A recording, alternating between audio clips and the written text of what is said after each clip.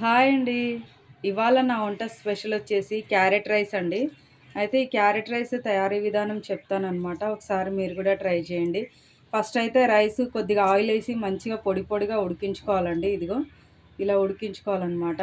ఉడికిన తర్వాత ఆ తర్వాత పచ్చిమిరపకాయలు, ఇంకా కరివేపాకు, తాలింపు గింజలన్నమాట. పచ్చెనగపప్పు, మినప్పప్పు ఇవన్నీ వేసుకొని క్యారెట్ మంచిగా తురుముకోవాలండి.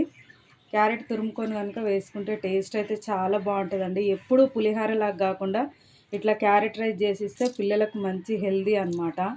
ఒకసారి ట్రై చేయండి నేను చెప్పిన విధానంగా. అయితే టేస్ట్కి సరిపడా ఉప్పు వేసుకోవాలండి. ఇదిగో మంచిగా అయిపోతుంది అనమాట. మనకు పులిహోర అన్నం చేసి ఇట్లా క్యారెట్ రైస్ అయినా పులిహోర అయినా ఏదైనా చేయాలనుకుంటే రైస్లో ఎప్పుడైనా అప్పటికప్పుడు ఉడికించుకోవాలనుకుంటే కొద్దిగా ఆయిల్ వేయాలండి.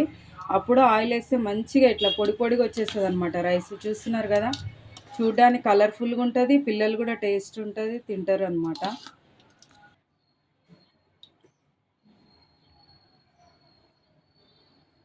చూస్తున్నారు కదండి, రైస్ అయితే రెడీ అయిపోయింది అనమాట. టేస్టీ టేస్టీ క్యారెట్ రైస్ అయితే రెడీ అయిపోయింది.